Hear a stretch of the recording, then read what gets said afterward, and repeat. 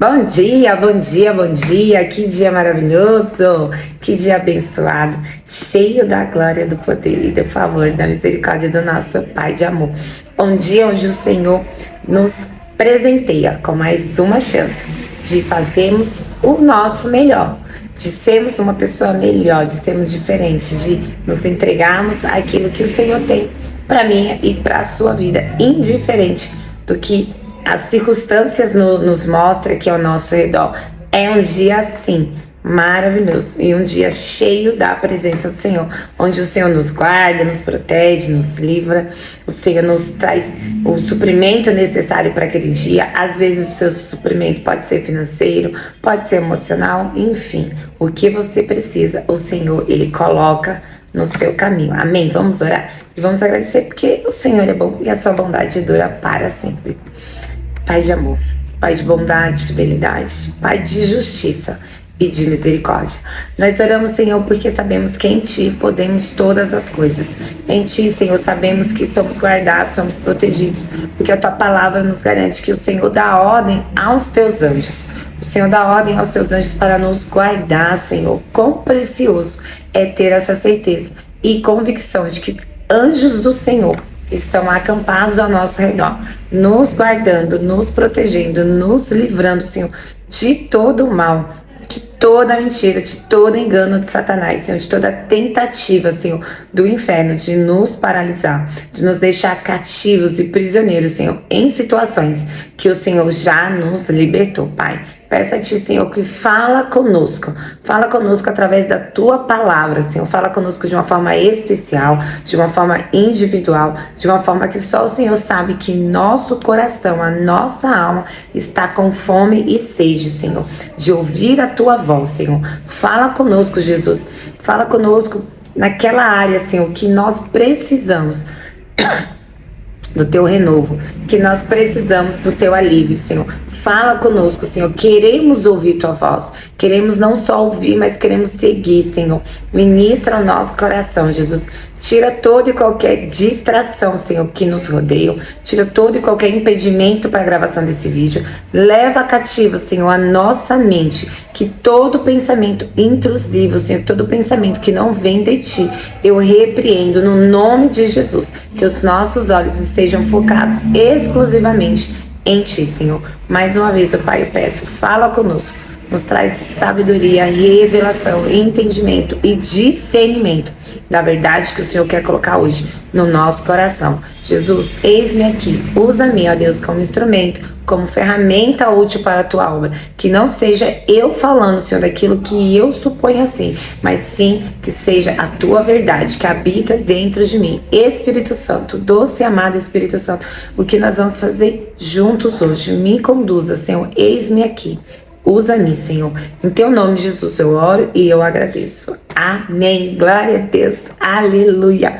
Que poderoso é estarmos nesse tempo precioso que é na presença do Senhor. E essa semana falando sobre coisas que o Senhor, sim, quer tratar em mim, em você. Quando nós falamos de determinados temas aqui no nosso canal, não leve como uma acusação, como se fosse algo que você tem que se envergonhar. Não, pense sempre e tenha certeza que é o Senhor querendo tratar essa ferida dentro de você através do conhecimento da palavra dele. Quando nós abordamos temas aqui que o Senhor traz como direção, não é uma acusação ou um peso na sua vida, pois o Senhor, quando ele começa a nos mostrar coisas em nós, é porque Ele quer tratar. Quando nós começamos a perceber algo direcionado do Senhor, é tratamento, é se livrar daquilo, ser liberto mesmo disso. Essa semana o Senhor quer nos libertar do espírito maligno da rejeição. Saia desse canto, saia desse choro, saia desse vitimismo que a rejeição ela te coloca, ela me coloca, ela nos coloca. Quando eu falo você, eu me incluo dentro disso. Muitas vezes, ao nos sentirmos rejeitados, nós nos vitimizamos a ponto de acharmos que o mundo inteiro vai parar e vai ficar, oh, que bonitinho, oh, coitadinho. Não, não é. Muito pelo contrário. Quando as pessoas encontram em você, encontram em mim um ponto fraco, é ali que você vai ser extremamente atacado. Então, levanta essa cabeça, olha para Cristo e vamos em frente. E vamos aprender com esse personagem que o Senhor é um Deus que muda histórias. Em Juízes 11, 1 e 2 diz o seguinte: Jefté era um guerreiro corajoso, era filho de Gileade, mas sua mãe era uma prostituta.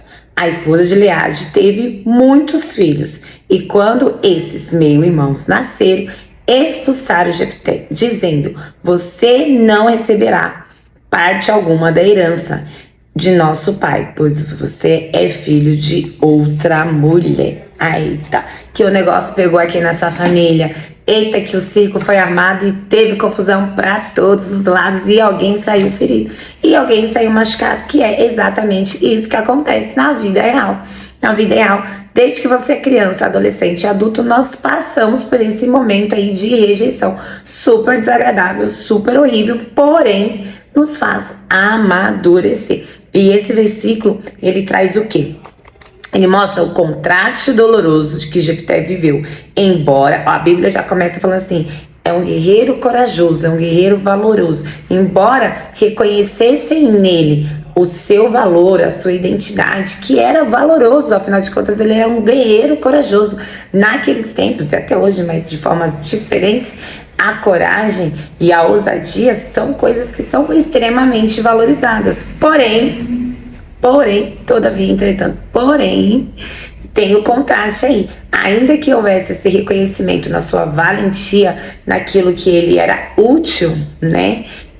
Teve aí essa questão de rejeição. O que eu quero te dizer com isso, que foi o que o Senhor colocou no meu coração?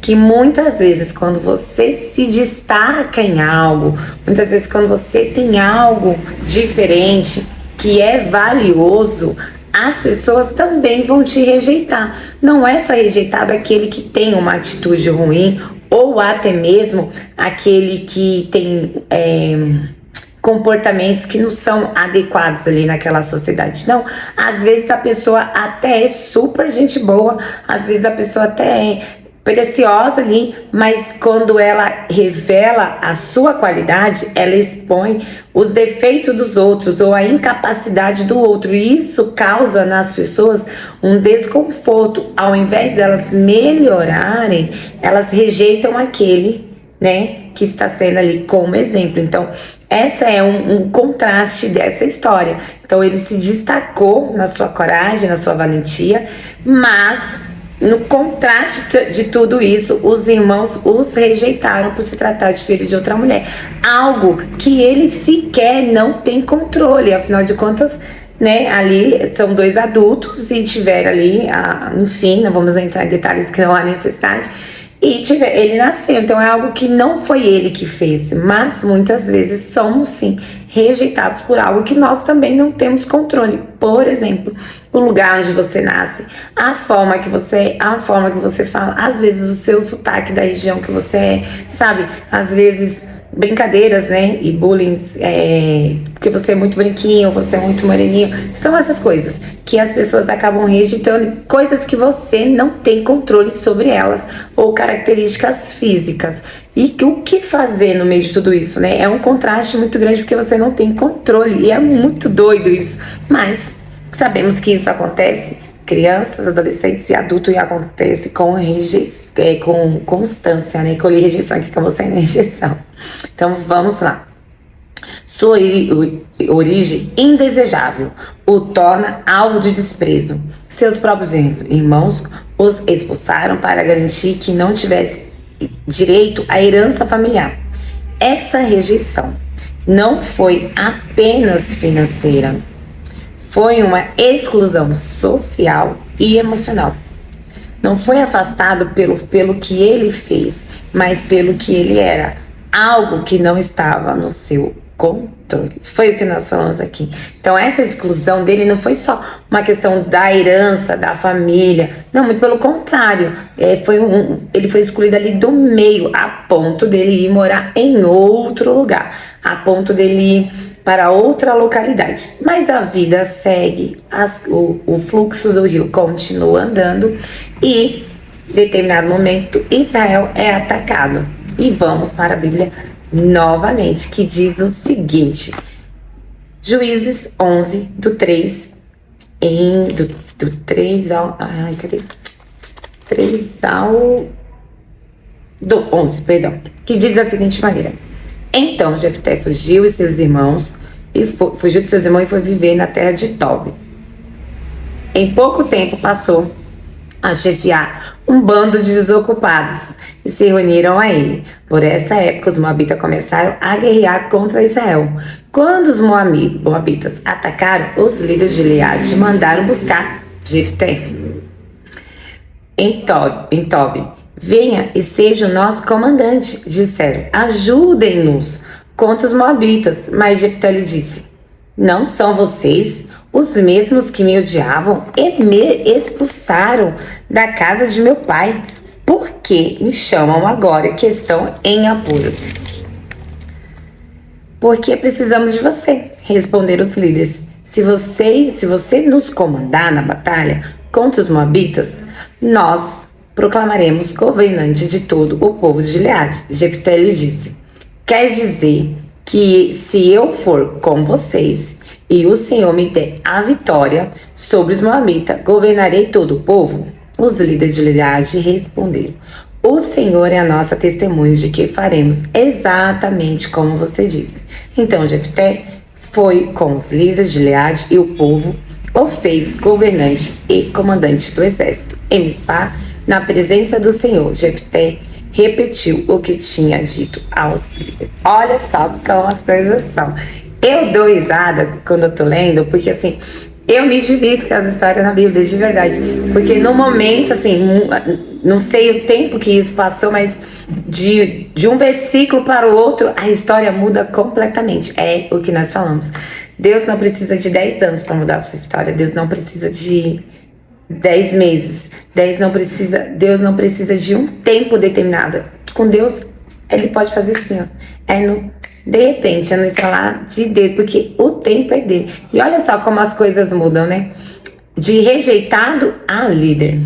Lembra que nós começamos a falar que existem características em você, que o Senhor colocou em você, que as pessoas vão rejeitar por reconhecer que nelas não tem, ou até elas não têm vontade de caminhar para esse crescimento. Então, quando a gente olha esse texto, a gente vê que já existia nele uma liderança nata, uma pessoa que sabia se posicionar além de sua coragem. Então, prova é que os próprios que os rejeitaram mandaram buscar para que ele governasse sobre ele e que assim ele, né, ganhasse ali aquela. E aí que de fato foi o que aconteceu no decorrer dos capítulos. Ele faz um voto com o Senhor e o Senhor o abençoa e ele é governante e fica por juiz de Gileade ali por um tempo. Olha só como Deus muda a sua história de rejeitado a líder. Então, assim, é isso que o Senhor tem. Mas para que o Senhor haja dessa forma, ele não se vitimizou.